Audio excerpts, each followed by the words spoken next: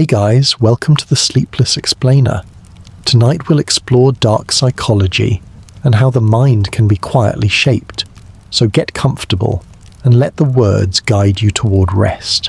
Close your eyes and allow yourself to notice how the world outside begins to fade, piece by piece, as every sound and every detail slowly drifts into the distance. With each breath you take, you may feel your body settling further, yet your mind does not stop moving.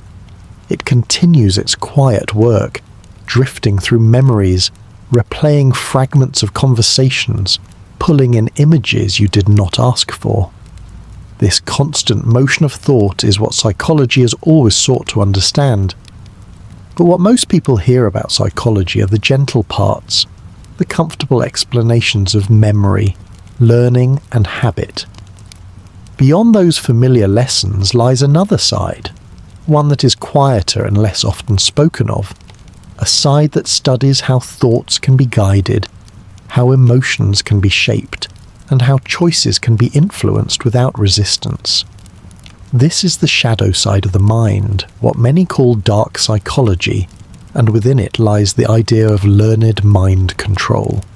Though the words may sound heavy, in truth it begins with something very familiar, small ripples of human connection that you've felt many times before.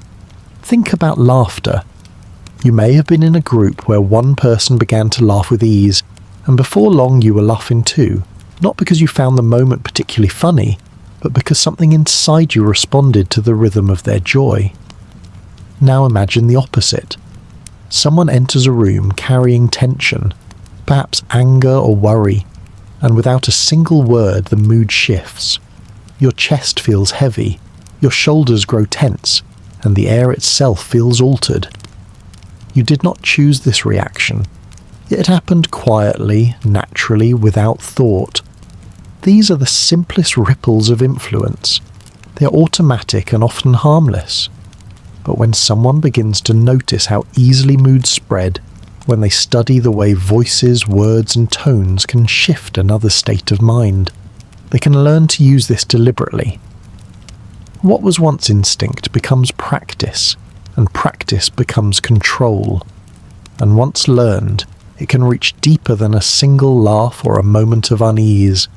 As you lie here listening, you may begin to remember times when influence shaped you more directly.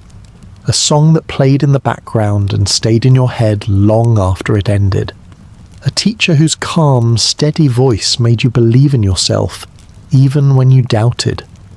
A friend whose gentle persuasion led you down a path that you later thought you had chosen freely. Influence is everywhere, moving quietly beneath your awareness. It surrounds you as air surrounds you, unseen but always present, carrying you without your notice. Because it is constant, most people never stop to question it. Yet the story of dark psychology is the story of people who did stop to notice, who learned to guide those invisible forces with intention. Picture the earliest gatherings of human beings, small groups gathered around firelight as night pressed against the edges of the circle. One voice would rise above the rest, speaking not only to share instructions or facts, but to weave belief, to bind the group together, to stir emotion that would shape what they thought was true. Elders, leaders, and storytellers discovered, perhaps without naming it, that the way words were spoken mattered as much as the words themselves. The pauses, the rhythm, even the silence between phrases reached further into the mind than argument or command. Over time, these discoveries became traditions, rituals, and practices. What began as instinct turned into knowledge, and what began as knowledge could be sharpened into skill. That is where the story of learned mind control begins, not with sudden domination, but with the slow recognition that thoughts can be nudged and emotions can be guided. Tonight, as you continue to drift, there is no need to resist or to analyze too deeply. Simply let yourself follow the thought that these forces have always been around you. They are not separate from your life. They have touched you quietly, sometimes to comfort, sometimes to persuade, always without your full awareness. And as we move slowly through this journey, you will see how suggestion becomes persuasion, how persuasion becomes influence, and how influence, when shaped with care, can become control. Each step will flow into the next as gently as your own breath, carrying you forward without effort, without urgency, like a tide that asks nothing of you but to drift with it into deeper rest. As you continue drifting with the current of this story, imagine yourself travelling back far into the earliest days of humanity, where groups of people gathered close together beneath the stars and around fires that flickered in the night. In those times there were no books to hold knowledge, no pages to preserve thoughts, only the sound of voices carrying ideas from one person to another. Words were fragile and precious, for if they were forgotten they vanished completely, and so those who spoke with rhythm, with authority, with confidence, became the ones who shaped the minds of those around them. Imagine a leader rising in the glow of firelight, not with shouting but with calm certainty, speaking slowly so that every ear leaned closer, every heart stilled, and the group began to feel united. The story told in that moment could bind people together. It could guide them through fear of the unknown. It could give them the courage to face another day. Influence was not a concept then, not a science, but a lifeline, an instinct discovered in the simple truth that words had power beyond their meaning. With each telling, the elder or the hunter or the healer learned more about how to hold attention, how to quiet fear, how to guide decisions without force. And so from the very beginning, humans discovered that the mind could be led with nothing more than sound and silence. Over centuries, this natural ability deepened. In Greece, philosophers walked through the open spaces of the city, not with speeches of command, but with questions that seemed harmless, yet pulled listeners into thought after thought until they reached conclusions they had not intended. Socrates was known for this method, guiding people step by step, so that they believed they had discovered the truth themselves, when in reality he had placed the path in front of them. His student Plato preserved these methods in dialogues, turning conversation into a tool that could direct thought with remarkable subtlety. In Egypt, priests used repetition and ritual to hold belief in place. The smoke of incense, the chanting of sacred words, the play of light through columns and shadows, each detail combined to create an atmosphere where faith became a felt experience, absorbed into the mind until doubt itself seemed impossible. In China, Confucius spoke calmly of order and harmony, repeating simple principles until they became part of daily life, rules that guided families, rulers, and entire generations. These teachings did not need to argue to be accepted. They entered through constant rhythm and gentle authority, and in time they shaped the structure of society itself. And even outside of temples and schools, the storytellers carried power of their own. In every land, myths and legends were spoken by memory, their rhythm holding listeners close, their images planting values and fears that guided entire communities. These stories explained the world, gave comfort in the face of uncertainty, and taught people how to live. A child sitting at the edge of the fire would grow into an adult carrying those same lessons, often without realizing they had been shaped by them. In this way, influence was passed on, not only through commands, but through stories that became part of identity. And as you lie here listening calmly, breathing slowly, you may notice how little has changed. Today leaders still rise to speak with authority, philosophers still guide with questions, teachers still repeat lessons until they take root, and storytellers still weave images that stay with you long after the voice has faded. Influence has always been present, flowing through history like a current that never stops, and it continues even now in ways you often do not see. From the first fireside gatherings to the crowded places of modern life, humans have always sought to guide each other's minds. It was never separate from survival, never distant from community, and it is still with you even in this moment.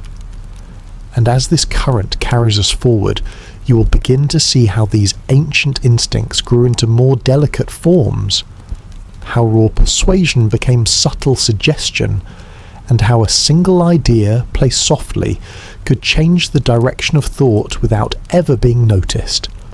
From the storytellers and philosophers of the ancient world, it slowly became clear that influence did not always require grand speeches or long rituals. Sometimes the most lasting change began with something so small it barely seemed to matter. A single phrase spoken at just the right moment, a soft tone that carried more weight than the meaning of the words themselves. This is suggestion, and it is the seed from which mind control grows. Suggestion does not force itself into the mind, it drifts there quietly, planting itself in such a way that it feels like your own thought. It is why a passing remark can linger for hours or days, replaying itself long after the conversation has ended. Perhaps once a teacher told you that you had great potential. You may not have thought much of it at the time, but the words stayed with you, echoing softly, shaping how you approach challenges long after. Or maybe someone once told you that you looked unwell, and though it was just a few words, you could not help but feel the weight of them each time you looked in the mirror that day.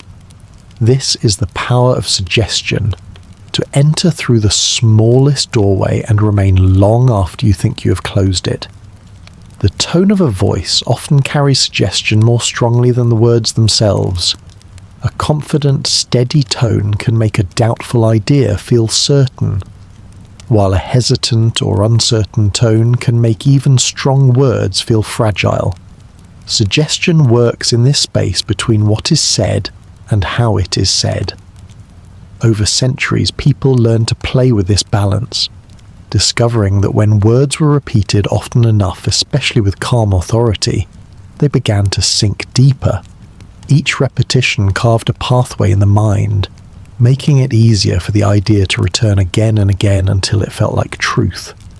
Rituals used chants and repeated phrases, not because the words themselves were magic, but because repetition built familiarity, and familiarity built acceptance. Even today you see this everywhere, though often without noticing. Slogans in commerce or politics repeat themselves until you remember them, even if you try not to. Phrases in advertising return again and again until they feel natural. A repeated story told by a friend begins to shape how you think about a person or event, even if you are not there to see it. Suggestion is powerful not because it is forceful, but because it does not ask for resistance. It slides beneath the surface of awareness, entering through rhythm, through tone, through subtle reinforcement, until the mind treats it as its own. Imagine being told gently that you are strong, capable, and resilient. Imagine hearing this not once but many times, softly, consistently, always with the same calm tone. Eventually it would no longer feel like someone else's opinion, it would feel like part of who you are. Now imagine the opposite, being told that you are weak, that you're helpless, that you cannot manage without another person. Slowly, quietly, the words would settle, and over time you would come to believe them even if you once knew otherwise. This is the heart of suggestion, to shape identity itself, to blur the line between what comes from within and what has been placed there by another. It was from this recognition that influence began to evolve further. Once people understood that small phrases, tones and repetitions could shape thought, they began to design ways to use them more deliberately. What started as instinct grew into a more careful practice, one that trained the mind through patterns, through cycles, through gentle conditioning. And so from suggestion the path leads naturally into repetition and habit, where influence deepens, where thoughts become actions, and where actions become patterns too familiar to question. When people first discovered the gentle strength of suggestion, they also began to notice something else, something even more powerful, that the human mind does not only listen in the moment, it learns over time, and the more something is repeated, the more deeply it takes root. Repetition is the hidden sculpture of thought, shaping your responses little by little, until what was once new and strange feels normal and natural. Think of the way a song becomes lodged in your head. The first time you hear it, you might barely notice. The second time you may hum along, but by the 10th time it returns uninvited, circling in your thoughts whether you wish it to or not. This is how the mind works with patterns. What appears often enough becomes familiar, and what is familiar is trusted. This is the basis of conditioning, the process through which repetition trains not only memory, but also behavior. It is happening all the time, often without you realizing it. The routine you follow in the morning, brushing your teeth in the same order, reaching for your clothes, preparing your breakfast, is not a series of decisions, but the product of countless repetitions. Your body and mind learn these steps through practice until they became automatic. Habits feel effortless because they have been carved into you through repetition, and once they exist, you rarely think to question them. In ancient times, this truth was woven into the daily lives of people everywhere. Rituals in temples relied on repeating the same gestures, the same words, the same chants, until the actions no longer needed explanation. The repetition itself became the experience, shaping faith through rhythm and familiarity. Myths told again and again around the fire became more than stories. They became frameworks of belief, binding people together because hearing them so often left no room for doubt. When an idea is repeated by many voices, in many places it begins to feel like reality itself. Leaders of the past knew this instinctively. They repeated instructions until they became unquestioned law. Teachers repeated lessons until they became knowledge. Parents repeated warnings until they became part of the way children understood the world. Each repetition reinforced the pathway, making it easier to follow until it felt like the only way. Even today, repetition surrounds you in subtle forms. Advertisements repeat the same message again and again, not because you're expected to notice it once, but because hearing it many times makes it slip beneath your awareness until it feels familiar. Political speeches echo the same phrases so that they sink in through rhythm, creating agreement without argument. You may even notice it in your own language. The phrases you repeat to yourself over time becoming beliefs about who you are. If you tell yourself often enough that you are capable, your actions begin to align with that thought. If you hear from others that you are weak, and it is said often enough, the mind may begin to accept it as truth. Repetition is gentle, but it is relentless. It shapes not by force, but by erosion, carving patterns until they remain whether you notice them or not. Conditioning is this process taken further, where repetition does not only plant thoughts, but trains responses. In simple ways it helps, teaching children to tie their shoes, teaching adults to remember the steps of a task until it requires no thought. In deeper ways it creates automatic obedience, as in military drills where repeated actions are performed until they can be done instantly, even in fear. In religious practice, rituals repeated daily or weekly bind faith into rhythm so firmly that to miss them feels unnatural. In darker places, conditioning can bend behavior toward dependence, rewarding certain actions and punishing others until the pattern is fixed. The mind learns to repeat what is rewarded, to avoid what is punished, and over time the choice fades, leaving only the reflex. This is why conditioning is so powerful, because once the pattern is set, it no longer requires effort to maintain. The mind continues on its own, repeating the learned behavior, guided not by active decision, but by the paths carved through constant practice. And when these patterns are shaped by another, when repetition is used deliberately, behavior can be guided almost unnoticed, leading deeper and deeper into influence that feels like nothing more than habit. Once the power of conditioning and repetition had become clear, it was only natural for people to notice another force that shaped human behavior just as strongly: the tendency to follow those who appeared to hold authority. From the earliest moments of human history, survival often depended on leadership.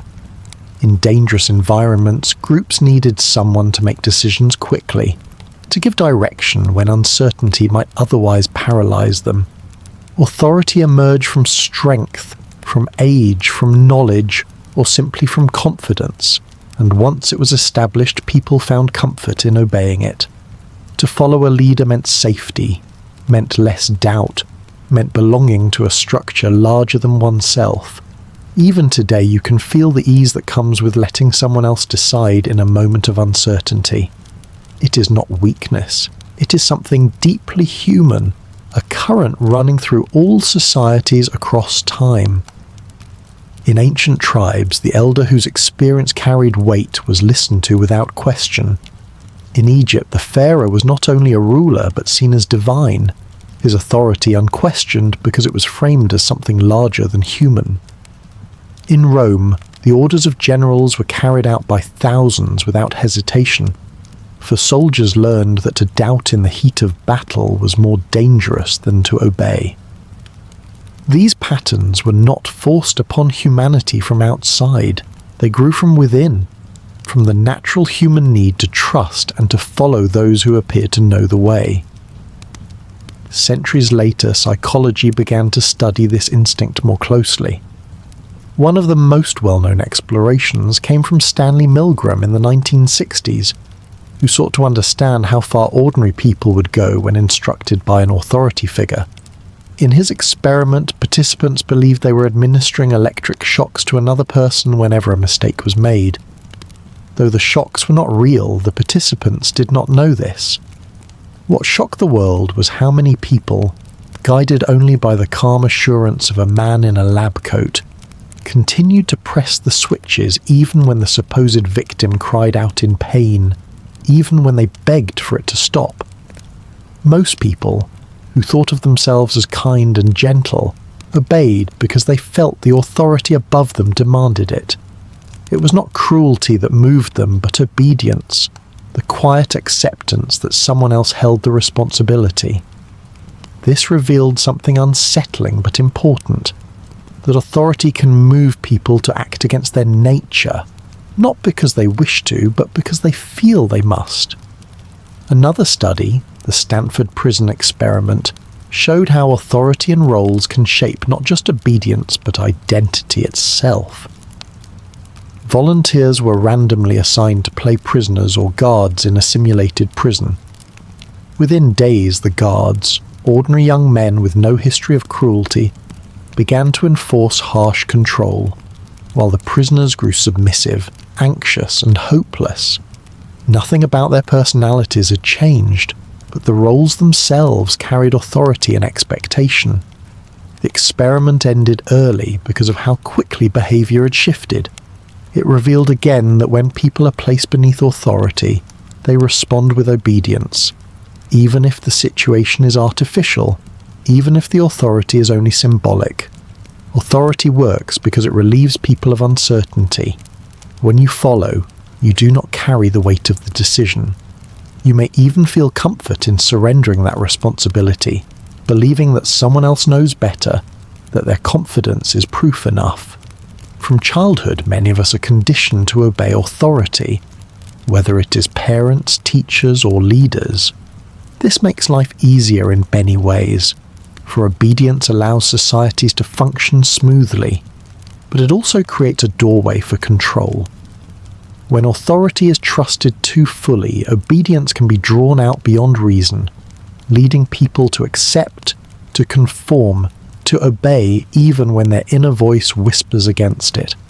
And so, throughout history, those who learned to wield authority carefully could bend vast numbers of people with little effort, The pharaoh, the emperor, the priest, the scientist, the general, all have carried this power, and all have shown how naturally humans follow those who stand above them.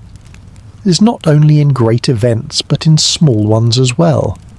A teacher asking for silence, a doctor prescribing medicine, a leader giving instruction.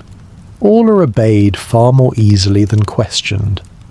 Authority and obedience form one of the deepest layers of dark psychology, not because people are weak, but because the human mind is built to trust figures who carry certainty.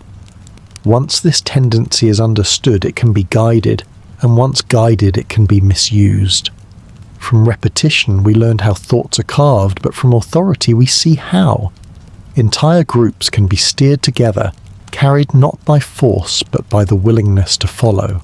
When you think about the power of authority, it may seem as though obedience comes mostly from above, from figures who hold command and direct behavior, yet just as powerful is the pressure that comes not from leaders, but from those beside you, from the people who stand close, who share your space, who quietly expect you to move in the same direction as they do. This is the power of social pressure and belonging, and it is one of the most subtle yet strongest forces that guide human minds. From the earliest days, humans were not meant to survive alone. Safety, food, warmth, and protection all depended on staying within the group. To be cast out meant to face the wilderness without support, to face dangers without protection, and so belonging became more than comfort. It became survival. Over time, this need to belong shaped the mind itself. People learned that blending with the group meant safety, that standing out or resisting meant risk. Even today, when you no longer face wild animals at the edge of the fire, the same instinct whispers inside you, urging you to mirror those around you, to fit in, to be accepted. History offers countless examples of this quiet force at work. In villages and towns, traditions were kept alive not only because leaders demanded them, but because everyone around expected them. A ritual was performed because it was what the community did, year after year, until no one thought to question why. Clothes were worn a certain way, language spoken in a certain style, not because individuals always preferred it, but because to do otherwise risked being marked as different. In ancient Athens, citizens gathered to vote in public, and though each man's voice was his own, the sight of others raising their hands created a powerful urge to do the same. In Rome, the roar of the crowd in the Colosseum pulled individuals into collective feeling, shaping not only how people reacted but what they believed was right in that moment. It is easy to imagine yourself in such a crowd, the sound pressing in, the movement carrying you, and to understand that even if you wish to resist, the weight of belonging would make silence or stillness almost impossible. Modern psychology has studied this pull in detail. Solomon Asch's conformity experiments in the 1950s revealed how far ordinary people will go simply to align with others. In his studies, participants were shown lines of different lengths and asked to judge which matched. The answer was obvious, yet when actors deliberately gave the wrong response, many participants chose to follow the group, even though they could clearly see it was wrong. They admitted later that they did not want to stand out, that disagreeing felt uncomfortable, that belonging felt more important than being right. This shows the depth of social pressure. It is not about force, it is about the fear of isolation, the discomfort of being apart from the group. And so people conform, not because they are told to, but because they want to remain inside the circle of belonging. You can see it around you in countless ways. The way fashion trends spread, the way language shifts, the way opinions rise and fall with the mood of the majority. Even when you believe you're deciding freely, there are moments when your choices bend toward the group, simply because you wish to remain within it. The human mind is built to mirror, to align, to feel safer when others move the same way. This is why applause spreads in a theatre, even if you're not certain you want to clap, why laughter pulls you into smiling, why silence in a crowd makes you hesitate to speak. These are small examples, but together they reveal the enormous power of belonging. This force, like repetition and authority, has been used in both gentle and darker ways. Communities have used belonging to strengthen bonds, to care for each other, to preserve traditions and culture. But it has also been used to control, to silence, to shape individuals into following paths they might never have chosen on their own. A person who feels alone is far more likely to conform, clinging to the safety of the group. A person who feels different is often pressured until they bend or are pushed away. Social pressure does not shout, it does not command, it simply exists as the invisible pull of those around you. And because the desire to belong is so deep, the mind obeys it almost automatically. You can feel it in yourself. The comfort of being accepted, the unease of being left out, the relief of moving with the crowd. This quiet pull is one of the strongest threads in the fabric of dark psychology, for it can make people act against their own knowledge, not out of fear of punishment, but out of fear of standing alone. And so, after authority shows us how people follow from above, social pressure reminds us how people follow from beside, how entire groups can move in unison not through orders, but through the shared need to belong. If authority guides from above and social pressure pulls from the side, then emotion is the invisible thread that runs through them both, the most delicate yet the most powerful force shaping the choices people make. Human beings are not purely logical creatures, though we often imagine ourselves that way. We're driven by feelings first, and when those feelings are touched carefully, they can guide thought and behavior more strongly than any argument ever could. These are emotional hooks, the gentle but persistent ways that fear, love, trust, admiration and desire are used to steer the mind. You have felt this in your own life, though perhaps without noticing. A simple smile from someone you love can make you soften, making you bend your choices without ever being asked. A few disappointed words from someone you respect can stop you in your tracks, even if you had been sure of yourself only moments before. No commands are given, no force is applied, and yet you change direction. That is how emotions work, quietly, invisibly, reshaping paths without effort. Fear has always been one of the oldest and strongest hooks. Long before civilization, fear kept people close to the tribe, obedient to leaders who warned of dangers outside the circle of firelight. The thought of wolves in the dark, or enemies beyond the walls, or gods who might punish disobedience was enough to make people follow rules without needing persuasion. Fear narrows focus, makes you look only at what seems threatening, and in that narrowness, obedience feels like safety. Even in the present day, fear remains one of the most reliable tools of influence, used in politics, in commerce, in relationships, sometimes gently and sometimes harshly. But love is just as strong and often more subtle. Love is a hook that feels warm rather than cold, and it binds through attachment. A child listens to a parent not only because of authority, but because love makes them want to please. A partner bends to another's wishes not out of calculation, but because affection makes sacrifice feel worthwhile. Leaders too have learned to cloak themselves in love, presenting themselves as protectors or beloved figures, creating bonds of devotion so that obedience feels voluntary. Love disguises control as choice, making it one of the most effective forms of influence. Trust is another, slow to grow, but powerful once built. When you trust someone deeply, you stop questioning them, and you begin to accept their words as though they were your own thoughts.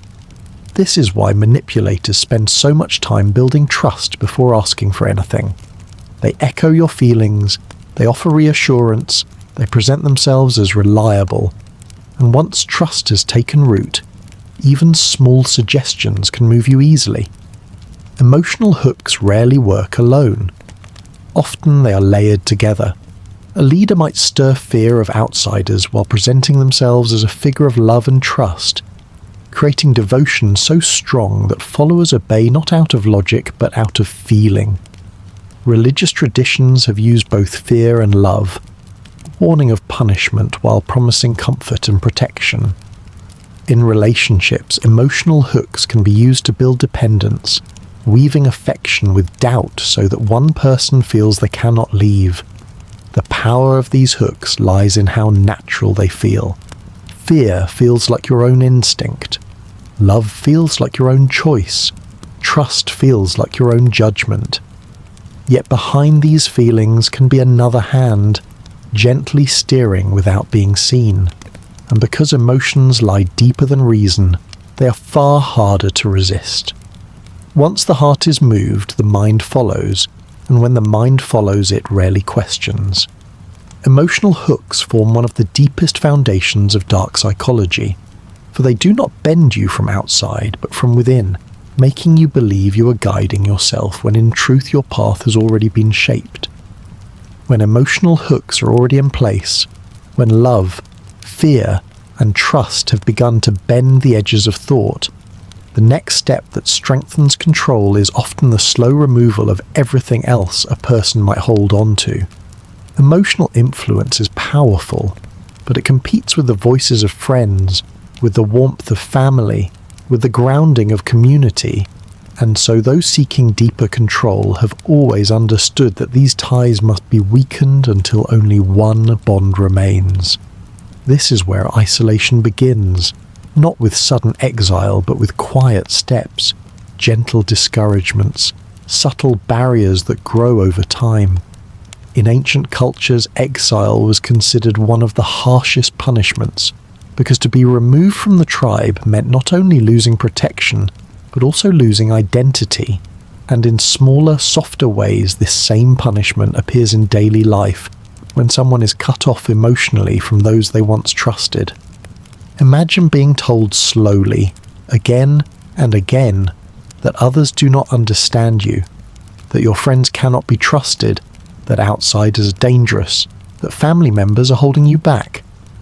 At first it may sound like care or concern, but over time the repetition creates distance.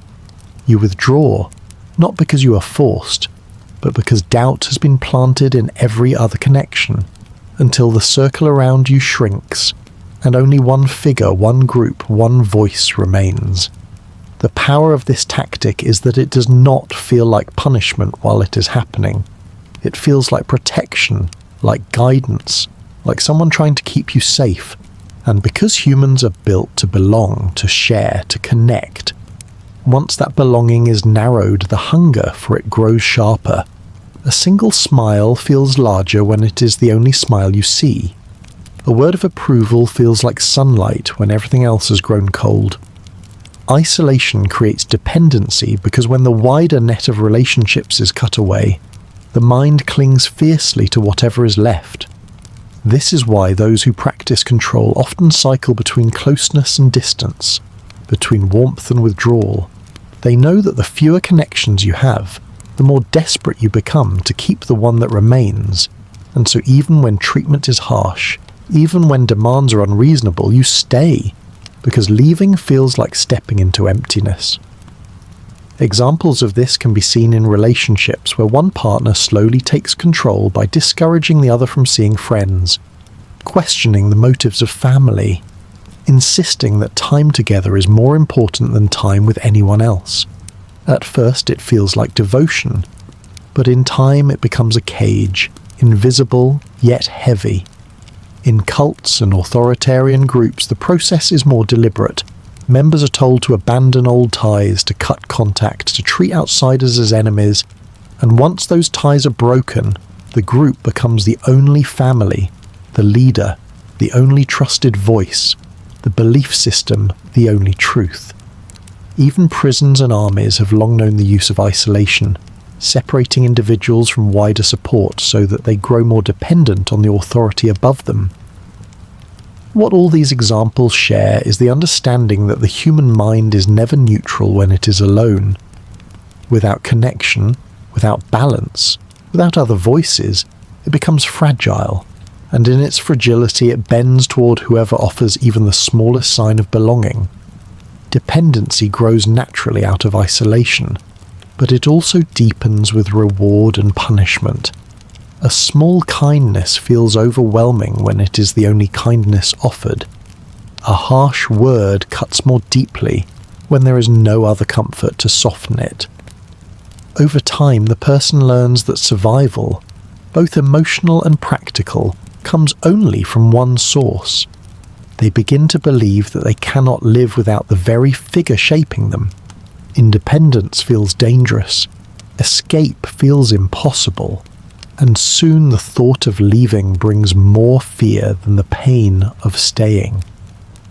This is why isolation and dependency are so effective within dark psychology. They do not simply influence choice in the moment, they restructure the entire way someone sees the world. Once you're alone, once you're dependent, your own judgment no longer feels enough. You look to the one who remains, and their words become your truth. Their moods your weather, their approval your only measure of safety. At this stage, persuasion is no longer necessary, because obedience has already become the path of least resistance. And so, isolation and dependency do what authority, repetition, and emotional hooks alone cannot. They change not just your behavior, but your sense of reality itself. After isolation and dependency have narrowed a person's world and made them more open to the single voice that remains there, is another method that works in an even quieter way, not by taking away connections or demanding obedience, but by guiding the mind into a state where it becomes soft, still, and unusually open. This is hypnosis and trance. Not the dramatic version filled with snapping fingers and exaggerated commands that you may have seen on stages or in stories, but the ordinary and deeply human experience of focused attention, something that has existed for as long as people have gathered together. Hypnosis is not magic, nor is it the loss of will that many imagine. It is instead a shift, a narrowing of awareness, where distractions fall away, and attention settles fully on one rhythm, one image, one voice. You have felt this before without thinking of it as hypnosis.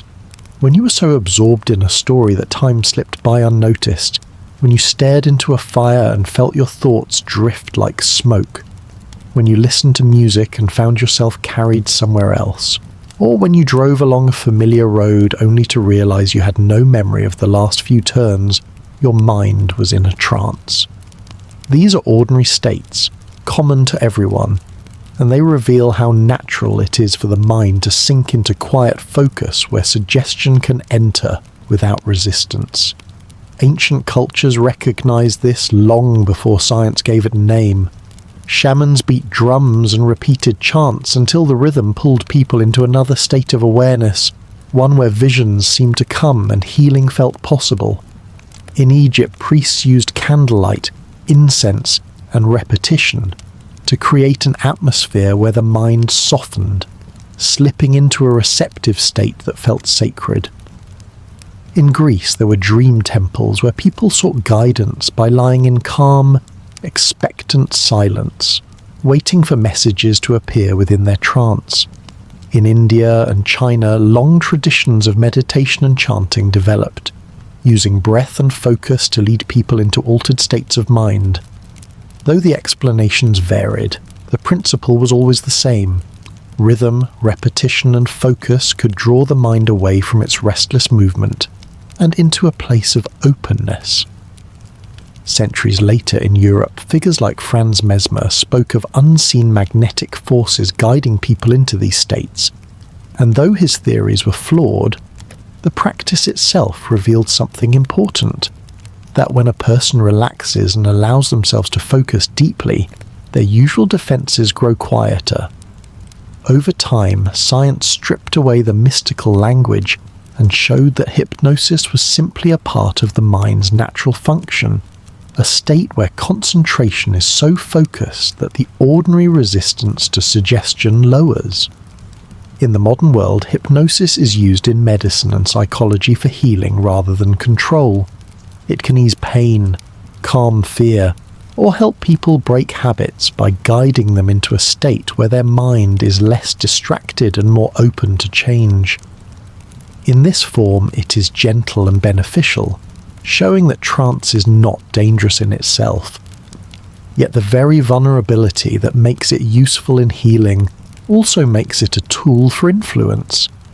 A calm, repeated voice, a steady rhythm of words, an environment shaped to focus attention. All of these can lead someone into trance without them even realizing it. And once in that state, suggestions slip beneath awareness more easily, shaping thought and feeling in ways that may linger long after. This is why trance has always been present in places of power, even without being named. Soldiers march to drums, crowds sway to chants, worshippers lose themselves in prayer, audiences become absorbed in performance, each one an example of collective trance, where focus narrows and the mind opens. You can sense even now how easily this happens.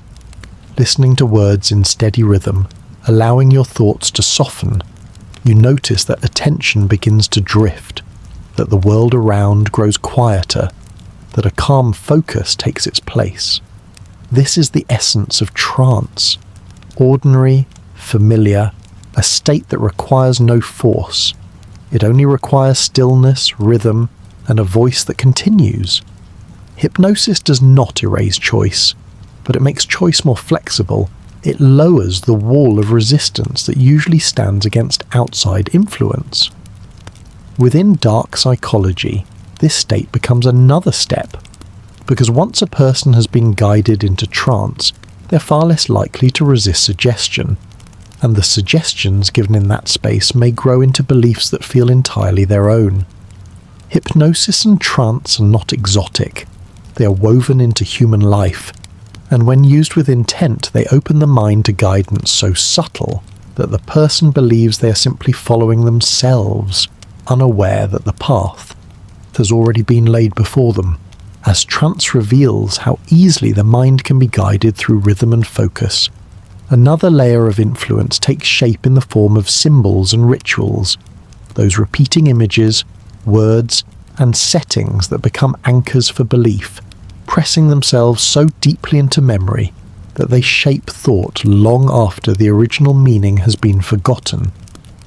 Human beings have always surrounded themselves with symbols, from the carved marks on ancient stones to the painted figures on cave walls, from the banners carried into battle to the crosses, crescents, and stars that define entire faiths.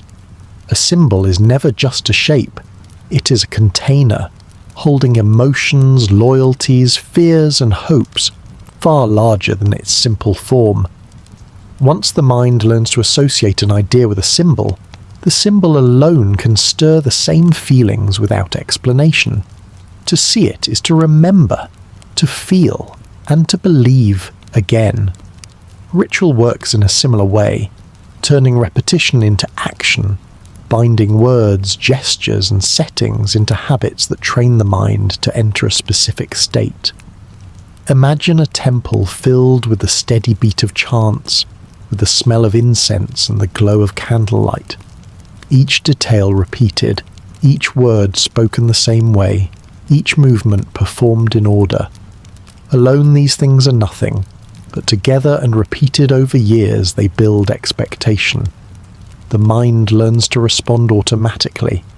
To enter the temple is to feel reverence, to kneel is to feel humble, to hear the chant is to feel belief settle over you. Ritual is a signal that bypasses thought and takes the mind directly into the state it has been trained to reach. Across history, this pairing of symbol and ritual has been used to bind entire societies. In Egypt, the Ankh and the Eye of Horus were not simply designs. They carried the weight of protection and divine presence, and to see them was to feel safe and connected to the gods. In Rome, soldiers marched beneath standards that represented their legions, and those banners were more than cloth. They were identity. They were loyalty. They were worth dying for.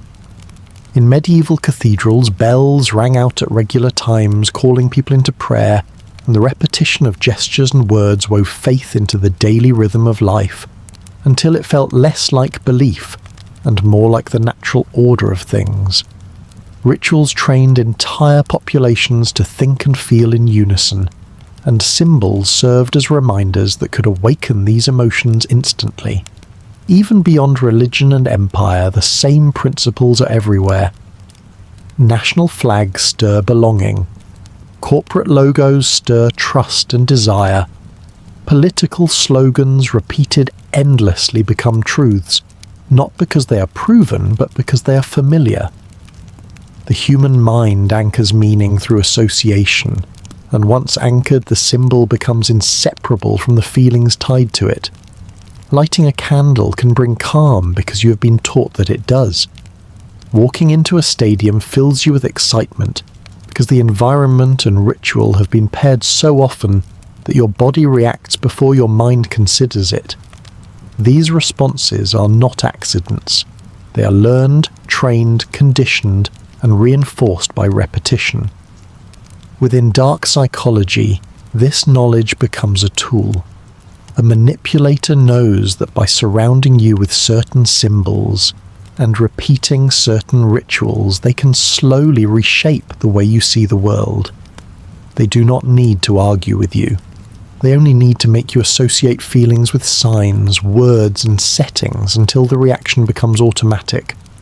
What makes symbols and rituals so effective is their persistence. They do not fade quickly. A symbol can be carried through centuries and still hold power. A ritual can be repeated for generations and still stir the same state of mind. Unlike a single command or suggestion that passes with time, these anchors endure, and each repetition strengthens their hold. At a certain point, they stop feeling like outside influence and become part of identity itself. People defend them fiercely because they feel like defending themselves. This is why symbols and rituals are among the most enduring tools of influence. For they do not merely guide action in the moment. They carve deep channels into the mind where belief flows again and again, unquestioned, unnoticed, yet always present. As symbols and rituals reveal how meaning can be anchored deeply into the mind through repetition and association, there exists another tool of influence that is quieter still, one that does not change what is being said but changes how it is seen, shaping thought without the listener realizing it. This is the art of framing, the act of wrapping facts in a particular light so that they carry a different weight, a different emotion, and lead naturally to a different choice. A frame does not alter reality, but it alters the way reality is felt. The picture is the same, but the border changes the way the eye receives it. The human mind is not a neutral recorder of facts. It is a creature of interpretation, and framing guides those interpretations with remarkable ease. Imagine being told that a treatment has a 90% chance of success. Relief comes, hope appears, and confidence grows. But if the same treatment is described as carrying a 10% chance of failure, suddenly worry sets in, doubt rises, and the very same numbers feel heavy instead of light. Nothing in the truth has shifted. Only the frame around the truth has changed. And yet the mind reacts as though the truth itself were different. This is why framing is one of the most silent and effective forms of persuasion. History shows endless examples of its use. Leaders frame wars as struggles for freedom or survival rather than conquests, so that fighting feels noble instead of aggressive. Losses on the battlefield are framed as sacrifices, and sacrifices are framed as proof of loyalty, until grief itself is transformed into pride.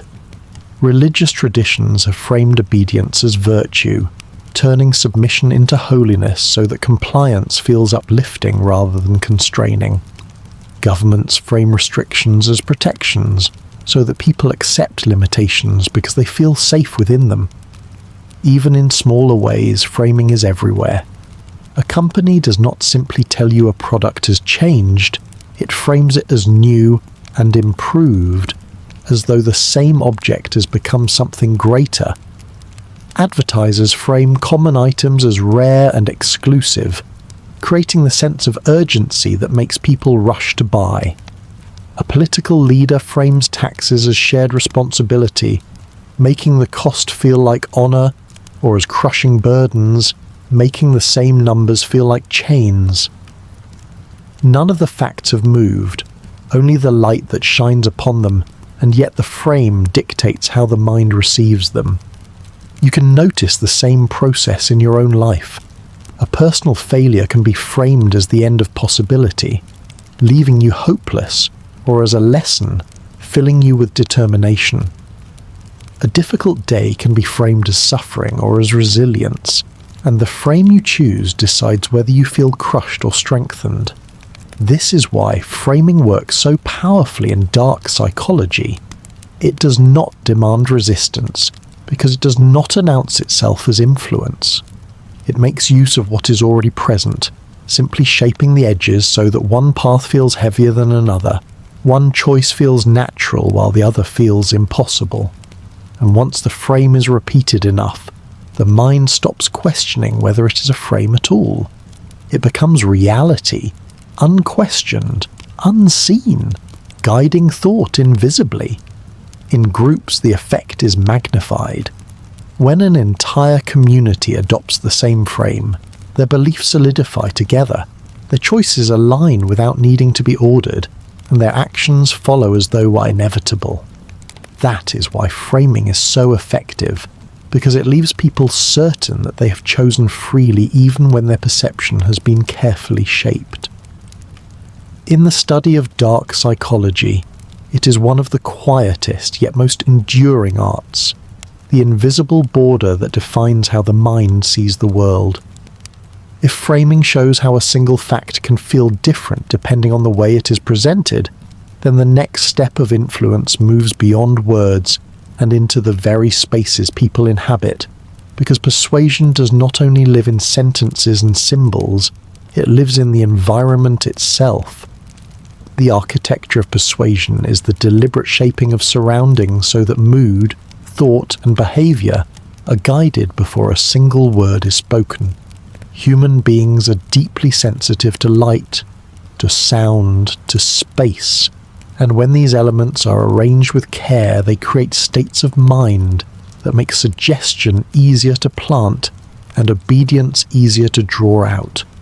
You can see this in sacred places where ceilings rise high above, making the individual feel small beneath them, where light filters through coloured glass and casts shifting patterns that stir awe, where the smell of incense and the rhythm of repeated chants quiet the mind and create receptivity. These are not accidents of design, they are tools, carefully shaped to create reverence and openness. Even outside religion, the same principles are used. In royal palaces, long corridors lead to thrones raised above eye level, so that anyone approaching must look upward, the space itself teaching submission before any command is spoken.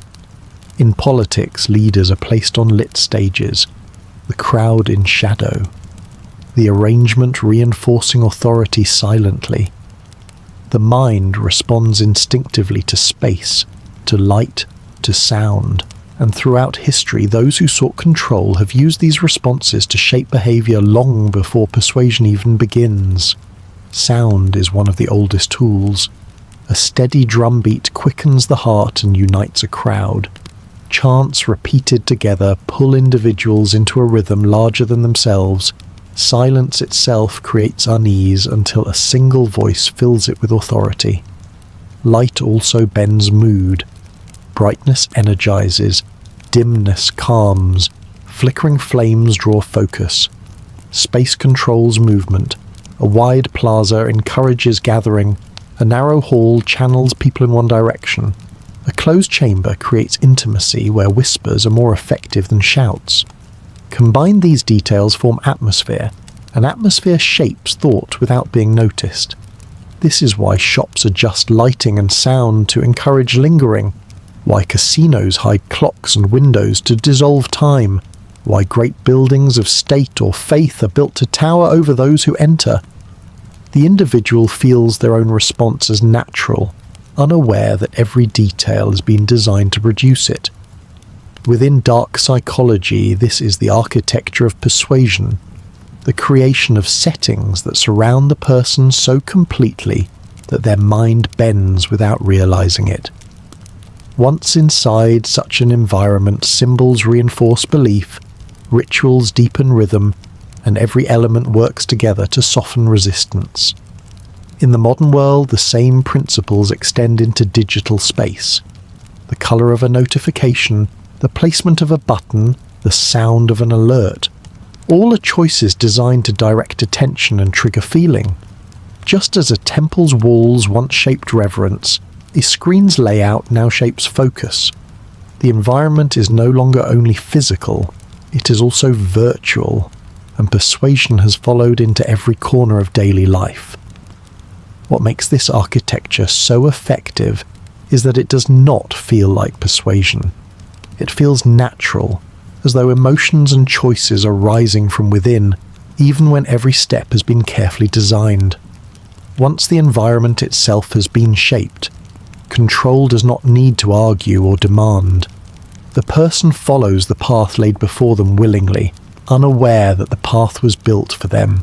And from this point the progression moves naturally to language itself, for once the environment has prepared the mind, words can be used with even greater precision to plant the ideas that will grow quietly within.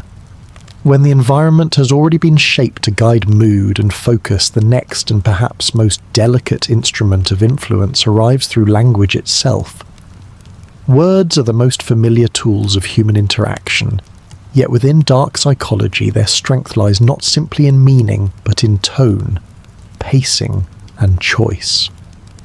The way something is spoken can bypass defenses even when the content itself would normally raise resistance.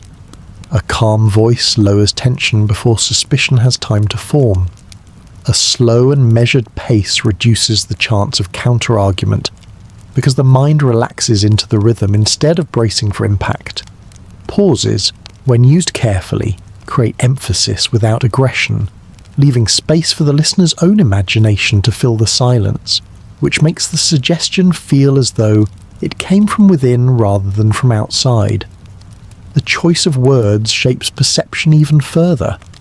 Harsh, sharp words tighten the mind and prepare it for conflict, but soft words smooth its surface, inviting agreement before resistance is even considered. Simple, positive phrases open doors, while negative or complex ones narrow focus and limit perspective. A skilled speaker can guide emotion through the smallest shifts in language, making obedience feel like comfort and resistance feel like effort. You've already felt this many times in ordinary life. A request phrased as, "Could you help me with this?" feels lighter and easier to accept than "You need to do this now," though both carry the same demand. A teacher saying, "You are capable of great things," inspires, while saying, "Do not fail," burdens, though the subject is the same. The mind reacts not to the logic but to the emotional frame carried by the words. And when the words are delivered in a soothing tone and gentle pace, the mind relaxes enough to accept the idea without analysis. This is the language of control, the art of using sound, rhythm, and phrasing to place suggestions directly into the subconscious, where they begin to grow. History is full of those who mastered this craft. Leaders who rose not by force but by speech, whose words carried such rhythm and conviction that people followed willingly. Religious figures who used chants and repeated prayers, not only for worship but because rhythm wrapped meaning in familiarity until it slipped into memory effortlessly. Orators like Cicero or Demosthenes understood that tone and cadence carried as much power as the message itself, and so they trained their voices as carefully as their arguments. In modern times, politicians are trained in the same techniques, knowing that repeating key phrases in simple language makes them linger in the public's mind far longer than complex arguments ever could. Advertisers exploit the same principle, choosing words like new, improved, limited, and exclusive, because such words open desire without effort. These words bypass reason and settle directly in the part of the mind that seeks comfort, belonging, or advantage. But the art of language is not limited to the stage or the screen. In private, manipulators learn to adjust their voices to suit the person they wish to influence.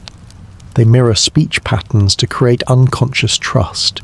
They soften tone when they want compliance, or slow their pace when they want to deepen reflection. Even silence is part of their language, for a pause can make the listener lean inward, filling the gap with their own thoughts, which makes them more likely to feel that the conclusion was theirs all along.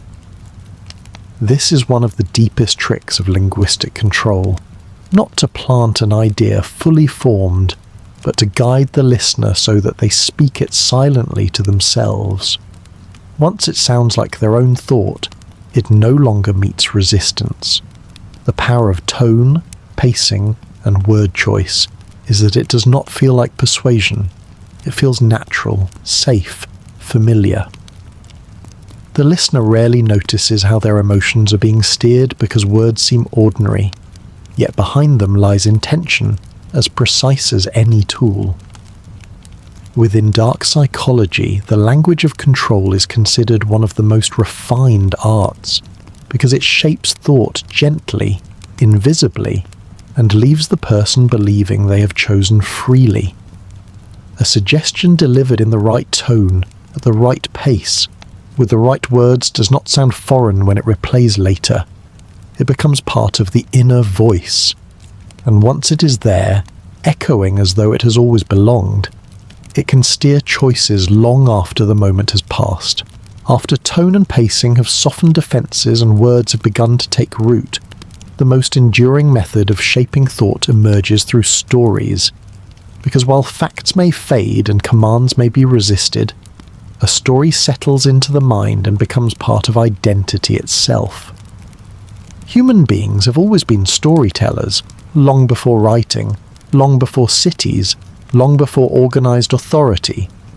Around fires, people told tales of the hunt, of spirits in the sky, of heroes who conquered monsters, and of ancestors who carried wisdom. These were not only diversions, but lessons, shaping how people saw the world and how they saw themselves. Stories do not merely inform, they bind, they create meaning, they connect individuals into a shared fabric of belief.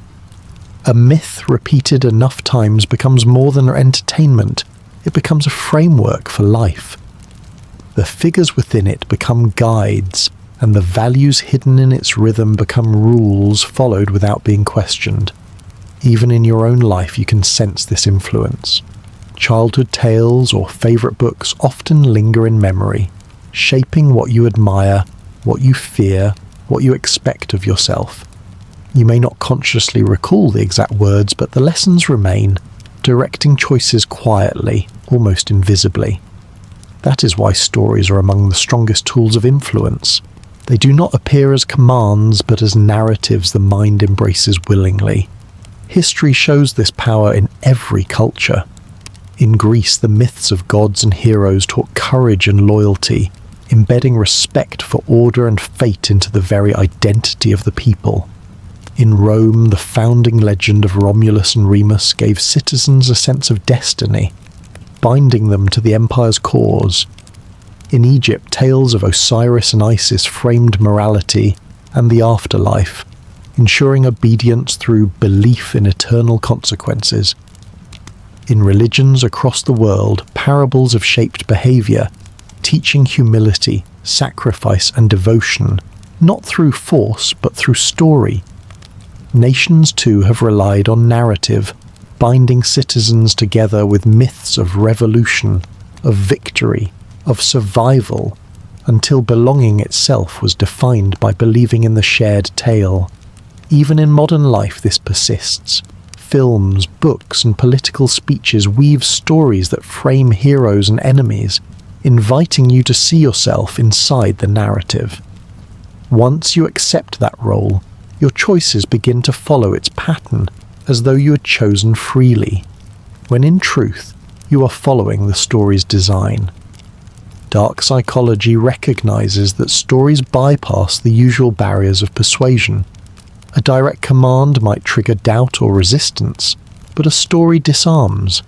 It draws attention inward, it encourages imagination, and while you imagine, you are less guarded. A message placed inside a narrative slips into memory and grows quietly over time. Once it becomes part of the self, it is rarely questioned, because to doubt the story would be to doubt your own identity. This is why leaders and manipulators lean on narrative so heavily. They do not simply instruct, they tell stories of who you are, of where you came from, of what you're meant to become, and when you believe those stories you obey not out of fear, but out of loyalty to the role you think is yours. A well-crafted story binds individuals together into groups, groups into communities, and communities into movements that endure long after the original storyteller is gone. The narrative itself becomes the authority, carried from one person to the next, shaping not only actions but the way reality is understood. In this way, stories are not just tales told aloud, they are structures of control, threads that tie the mind to a chosen path. Within dark psychology, this makes them one of the most enduring forms of influence, for once a person has accepted a story into their identity, they will follow its lessons as if they had always been their own. When stories are used to bind people into shared visions and identities, another tool of control often follows, one that does not strengthen clarity but quietly weakens it.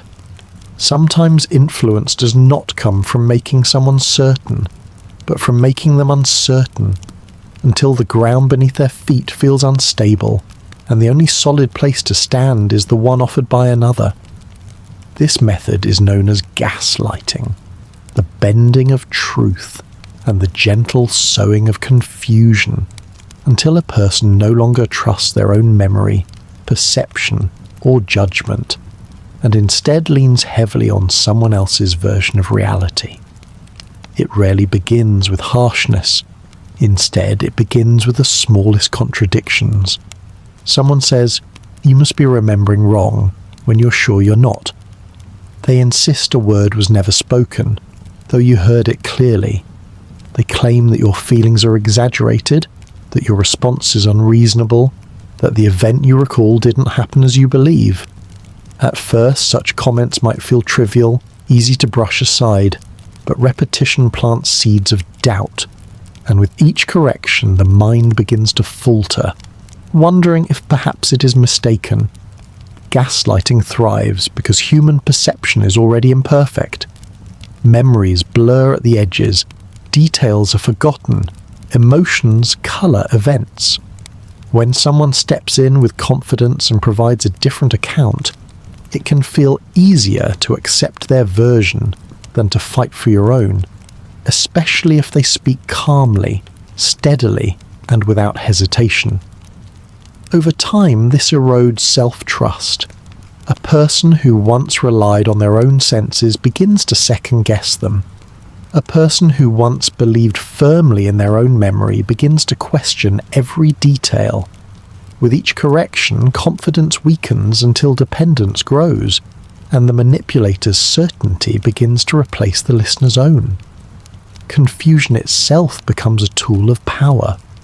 When explanations shift from one moment to the next, when contradictions are introduced and denied, when events are remembered differently each time they're discussed, the listener's mind struggles to hold on to stability. The harder they try, the less certain they feel, and in that uncertainty they reach instinctively for the one who claims to see clearly. The manipulator positions themselves as the only anchor in a storm of doubt, and the more confused the listener becomes, the more valuable that anchor feels. This method is especially effective in close relationships. A partner may deny promises they made, dismiss feelings that were real, or insist that worries are invented, until the other begins to wonder if they're too sensitive or unstable. In workplaces or groups, it appears when leaders deny their own words or change their positions, yet insist they have always been consistent, leaving followers unsure of their own ability to track events. In societies, it appears when institutions shift narratives, rewriting history while claiming nothing has changed, creating a collective confusion that makes people feel powerless to resist. Gaslighting succeeds because it does not appear as attack, it often appears as help.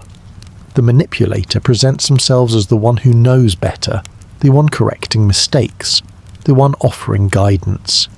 And because the human mind naturally seeks clarity, the listener begins to accept these corrections not as control, but as support. The deeper the confusion grows, the more the listener relies on the manipulator's voice, because their own no longer feels trustworthy. This is the quiet trap of gaslighting. The more you doubt yourself, the more you cling to the one who causes the doubt, and the cycle feeds itself until self-trust has eroded completely. Within dark psychology, this is considered one of the most powerful forms of control. For once a person no longer believes their own perception, resistance disappears. They stop arguing, not because they are convinced, but because they no longer trust themselves to argue. At that point, obedience is no longer demanded. It feels like the only path to stability in a reality that has been carefully fractured and rearranged around them. As confusion bends perception and gaslighting weaken certainty, another tool comes quietly into play, one that works not through contradiction, but through reflection, creating trust so subtle that it feels natural rather than constructed. This is the method of mirroring, the careful act of reflecting moods, behaviours, and words back to the person being influenced until they begin to feel a deep and invisible bond. Human beings are naturally drawn to what feels familiar. When someone speaks with a rhythm close to our own, when they adopt a posture that resembles ours, when they echo our feelings or repeat our phrases, the mind does not interpret this as imitation but as similarity, and similarity builds connection. From the earliest days of life, children mirror their parents, copying gestures and tones, and in that mirroring they learn to feel secure. Adults unconsciously do the same, adjusting their voice or pace of speech to match others in conversation, and in those moments trust is built without either party noticing. Manipulators recognize this instinct and use it deliberately. They listen closely and repeat fragments of what you say in their own words, creating the sense that you have been deeply understood. They match your pace of breathing. They tilt their head when you tilt yours. They soften their voice when yours softens. They heighten emotion when yours heightens. None of it is forced or obvious, and that is why it works. The person being mirrored begins to feel that this other is aligned with them, that they are alike, that they share an unspoken connection, and with that connection comes lowered defences. This can be seen in ordinary settings, yet when guided with intention it becomes a precise tool of influence. Two strangers who quickly adopt each other's posture feel more comfortable than they realise.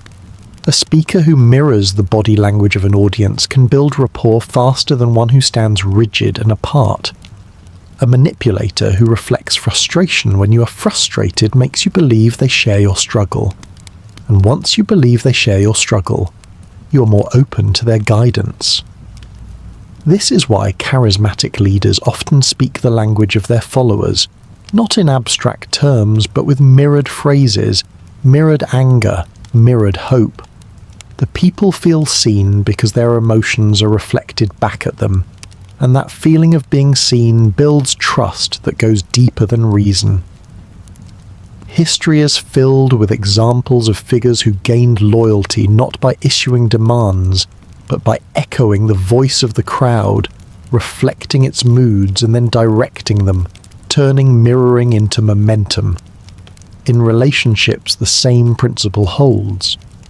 A partner who mirrors your mood makes you feel understood, but when done strategically, it can create dependence, because the person being mirrored begins to believe that no one else understands them in quite the same way.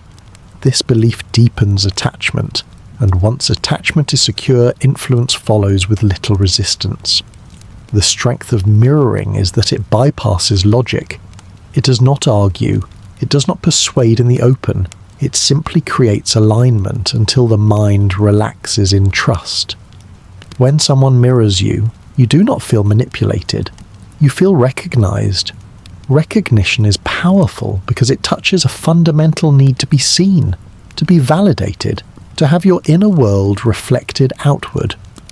Once this happens, the manipulator can begin to layer suggestions into the bond, and those suggestions feel less like instructions and more like shared truths.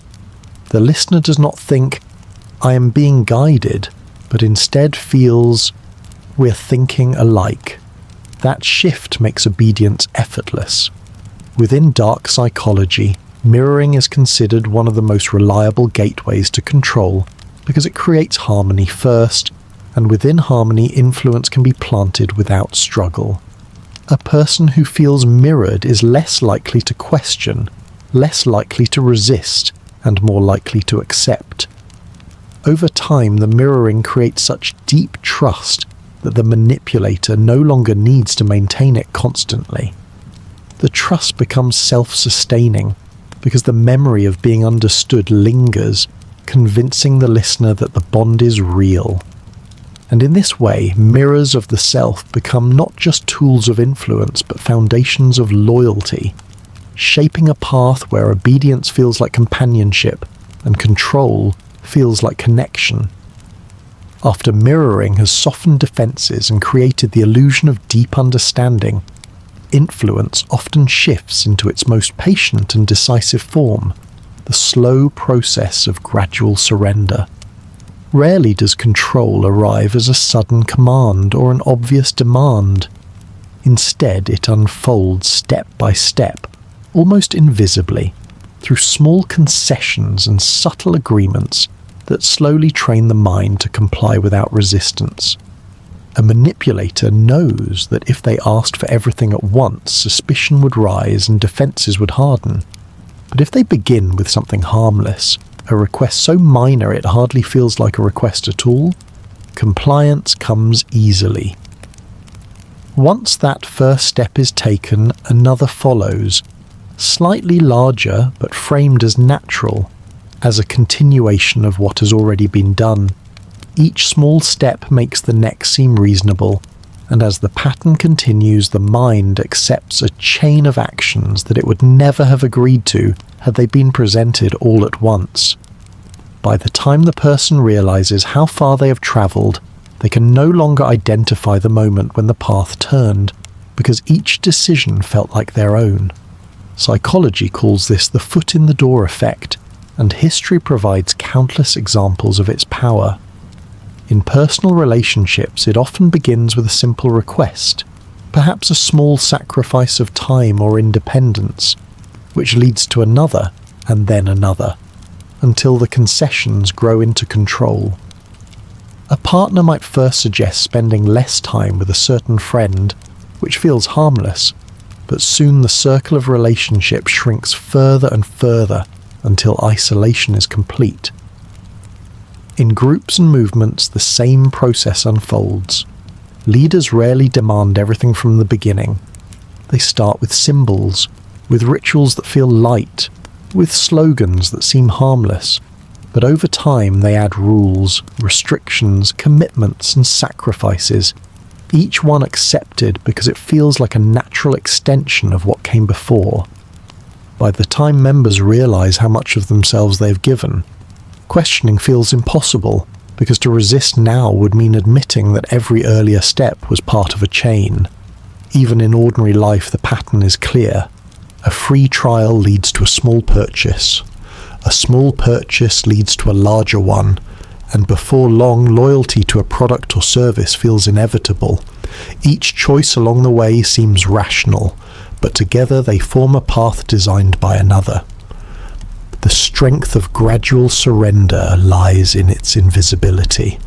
Unlike force, which creates resistance, or sudden demands which spark doubt, gradual influence feels like choice. The person being guided believes they are moving freely, making their own decisions, when in reality the range of options has been carefully shaped so that every choice points in the same direction. Once a pattern of agreement has been established, it becomes difficult to break, because to say no now would mean admitting that the earlier yeses were mistakes. This is why surrender grows quietly stronger over time. The weight of consistency pushes the mind to continue. People would rather remain aligned with their past choices than face the discomfort of contradiction, and manipulators rely on this tendency. Within dark psychology, gradual surrender is one of the most reliable and enduring forms of control. It does not shock the mind into obedience, it eases it there with patience. Like vines wrapping around a wall, each tendril is small and harmless, but together they tighten until the structure is bound. When surrender is complete, it does not feel like defeat. It feels like loyalty, like progression, like the inevitable result of one's own choices. The person does not resist because they no longer see themselves as being controlled. They see themselves as continuing along a path that they believe they chose, unaware that every step was placed carefully before them, leading to an end they never intended but now accept without question. As the slow process of gradual surrender shows how step-by-step control can grow until it feels natural, it becomes important to pause and notice that the very tools of dark psychology are not strange or unnatural inventions, but simply exaggerations of what already exists in ordinary human life. Influence is woven into every interaction. Parents guide their children with encouragement. Teachers shape students with repetition. Friends nudge each other with advice or approval. Leaders inspire through words and stories. Influence is everywhere, and without it, society could not exist. The difference between ordinary influence and dark control is not the presence of the tools, but the intention behind them and the depth to which they are applied. This is why the line is fine, almost invisible, because the same gestures, words, and rhythms that can support growth and connection can, when carried further, become instruments of control. A teacher repeating a lesson so it will be remembered is practicing the same principle as a manipulator repeating a phrase until it is believed. A friend framing a hardship with hope is using the same skill as a leader, framing loss as noble sacrifice. A partner mirroring your emotions to show empathy is using the same act as a manipulator, mirroring to gain trust for control. The difference lies in purpose. One seeks balance, the other seeks possession. This is what makes influence so difficult to notice. When it is darkened into control, it does not suddenly feel different. The voice may still sound calm, the story may still feel inspiring, the guidance may still resemble care.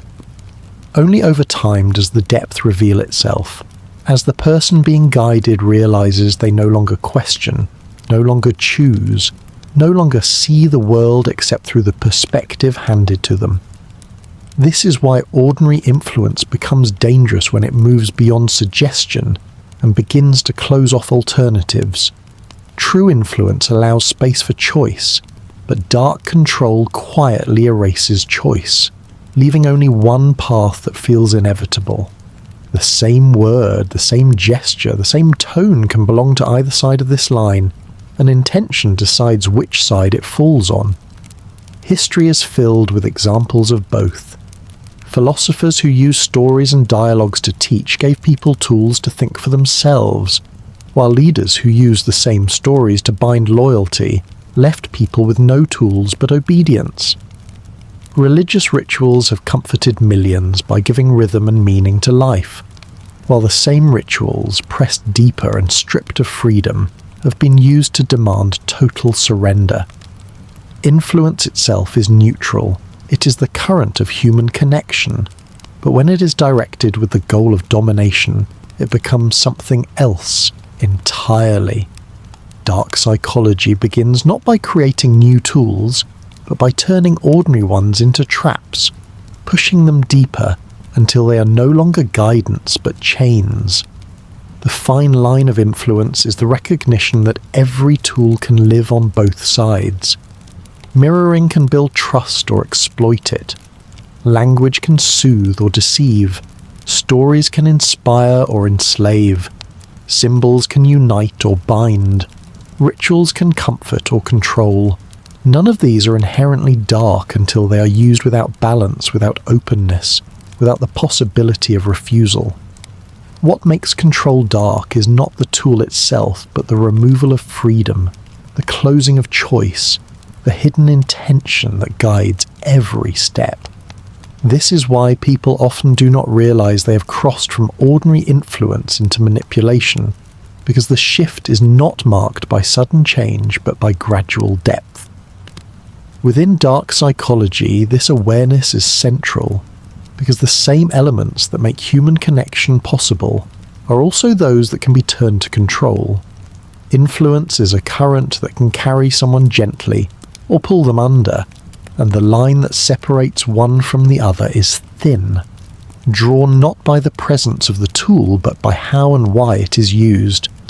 As the fine line of influence shows how ordinary guidance can slip quietly into control, the next step is not to fear these methods, but to learn how to notice them, calmly and gently, so that the mind is able to see when patterns are forming around it. Influence on its own is not unnatural. Everyday life is filled with it. But when influence begins to repeat in the same directions, when it deepens beyond what feels balanced, recognition is the way to bring awareness back. The patterns rarely shout. They almost never appear as something sudden or dramatic. Instead, they unfold slowly, woven together in ways that seem harmless, until you pause and reflect. One of the clearest signs comes in framing. If you notice that a person always shapes facts so that they point toward their preferred version of events, even when other interpretations could exist, you may be seeing the outline of control. Another comes in repetition, when phrases, words, or ideas are spoken so many times that they linger in your mind long after the conversation has ended. They may not be untrue, but their power comes from their rhythm, from the way the mind grows comfortable with them simply because they are familiar. You may also notice cycles of reward and withdrawal, where approval comes quickly when you follow, and silence or disapproval appears when you resist. This does not need to be harsh. It can be subtle, but over time the mind begins to link obedience with comfort and independence with discomfort, and this is one of the quiet ways gradual surrender is built. Mirroring, too, can be a pattern to observe. Mirroring is natural when it happens occasionally, but when every gesture, tone, or word you use seems to be echoed back, it may no longer be coincidence. That reflection creates trust, and trust is the doorway to influence. Gaslighting shows itself more slowly, in the way your memory begins to feel uncertain because someone else insists it is wrong. It often starts with small contradictions, but if over time you notice that your confidence in what you saw, heard, or felt begins to fade, you may be caught in a subtle bending of truth. Another sign is when choices seem to narrow without you realizing it, when a series of small steps, each one reasonable, begins to add up to a direction you never intended. This is the nature of gradual surrender.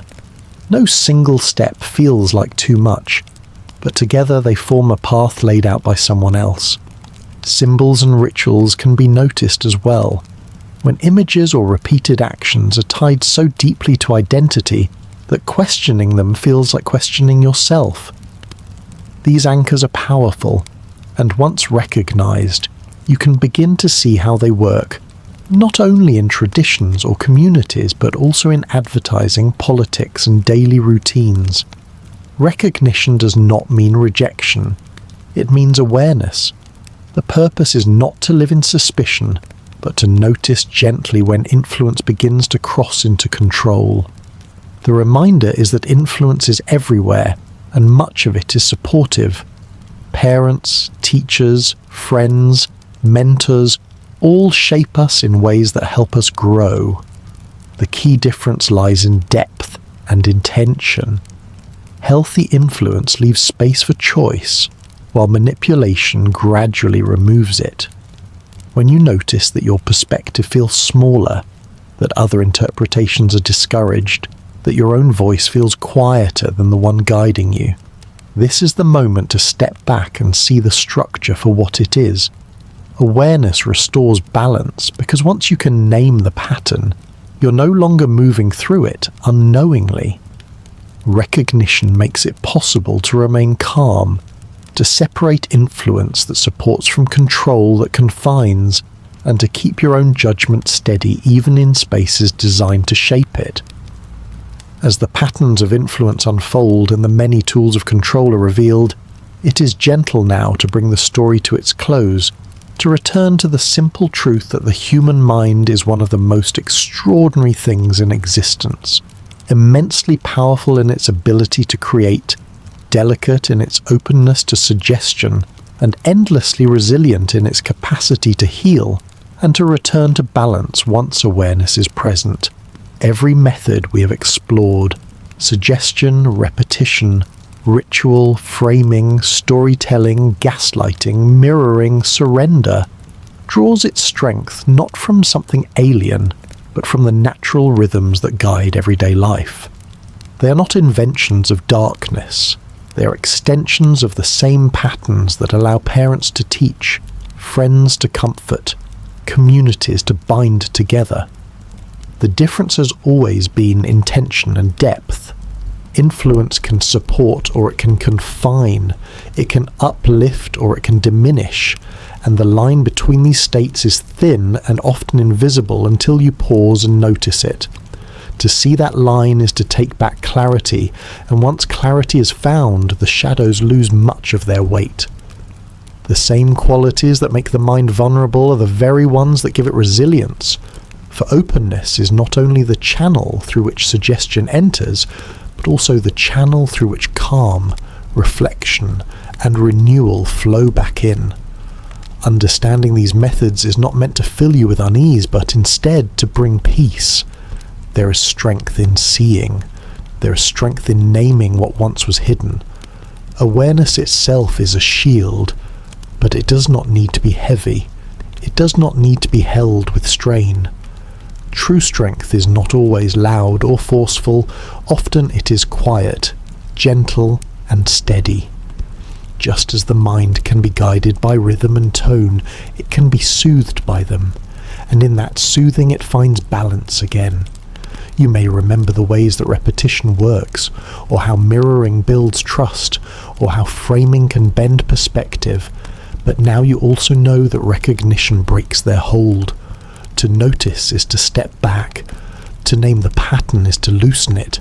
To understand is already to return choice to yourself. The same openness that once allowed influence to flow inward is also the doorway to freedom, because the mind that observes is no longer carried blindly. It sees, it chooses, it remains calm. The mind does not need to resist every influence fiercely. Resistance too sharply applied only creates tension, and tension is another form of trap. What brings balance is gentleness, the simple act of noticing without judgment, of allowing what is seen to pass through like clouds moving across the sky. This calm noticing is enough, because when you are aware the patterns no longer define you, they are simply there, visible and harmless, unable to hold you.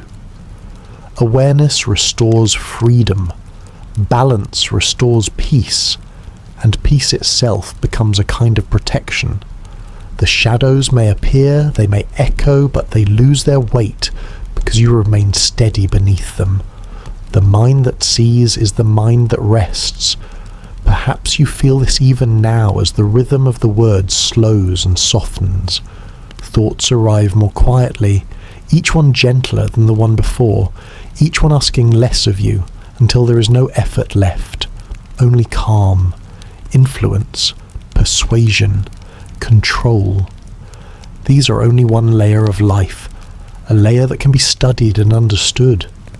Beneath them lies the deeper current, the stillness that has always been present, the quiet ground that does not shift no matter what stories or symbols surround it. That stillness is yours, and it has been waiting patiently beneath all noise. You may let yourself sink into it now, letting the tension of thought fall away, letting the body grow heavy and warm, letting each breath guide you deeper into rest. The mind is open, but it is also strong. It can bend, but it never truly breaks. It can be shaped, but it can also reshape itself. Knowing this is enough. Knowing this allows you to let go. And so the story closes softly, not with warning, not with urgency, but with the gentle reminder that you are safe, you are aware, and you can rest. Let your eyes close, let your thoughts grow lighter, and allow sleep to rise like a tide, carrying you into quietness with calm assurance that the mind, even with its shadows, is always capable of returning to peace.